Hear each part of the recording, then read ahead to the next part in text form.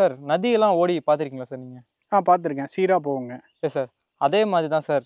நதி எந்த அளவுக்கு சீராக போகுதோ ஒரு farmer end to end seed to harvest வரைக்கும் ப்ராசஸ் வந்து சீராக போகணும் சார். அப்போ தான் ஒரு ஃபார்மருக்கான ப்ராஃபிட் அட் லாஸ்ட் ஒரு பிக்கஸ்ட் ப்ராஃபிட் தான் சார் எதிர்பார்ப்பாங்க.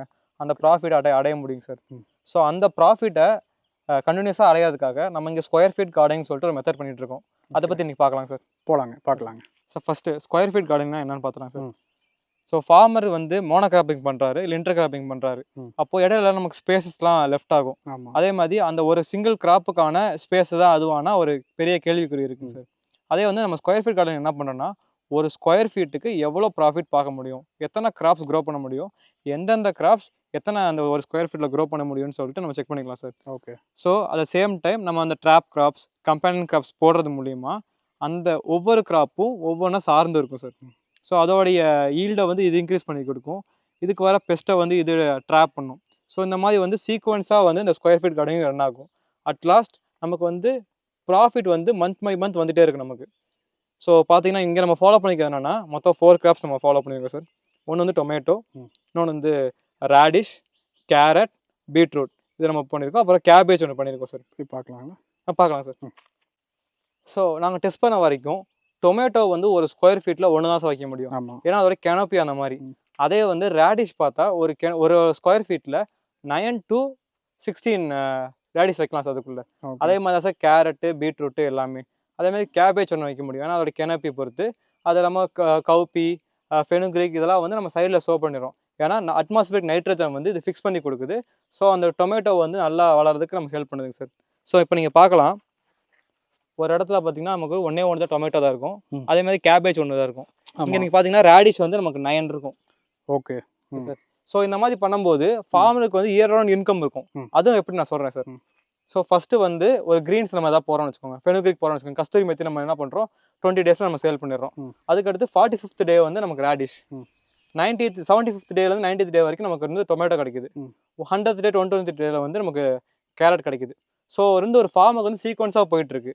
அட் த சேம் டைம் எப்போ அந்த கஸ்தூரி மெத்தி திருப்பி வளர ஆரம்பிக்கும் நமக்கு, அது நம்ம திருப்பி நம்ம வந்து இப்போ ரேடிஷை வந்து நம்ம ரீஃபில் பண்ணுவோம். ரொட்டேஷன் நமக்கு வந்துகிட்டே இருக்கும். திருப்பி நம்ம வந்து டொமேட்டோ தூக்கிட்டு வேறு ஏதாவது ஒரு கிராப் போடுவோம் நம்ம.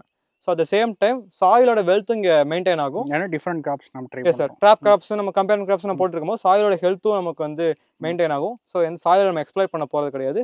At the same time profit நமக்கு வந்து ஜென்ரேட் ஆகிட்டே இருக்கும் சார். ஓகே. ஸோ இந்த ஷேடோஸ் என்ன சைஸுங்க, எத்தனை பாத்தி போட்டு நம்ம ட்ரை பண்ணிட்டு இருக்கோங்க? ஸோ இப்போ நம்ம ஒரு 4 ஃபீட்டுக்கு ஒரு பெட்டு போட்டிருக்கோம் sir. 4 feet bed 2 feet height போட்டிருக்கோம். கன்வீனியன்ட் லென்த் போட்டிருக்கோம் சார்.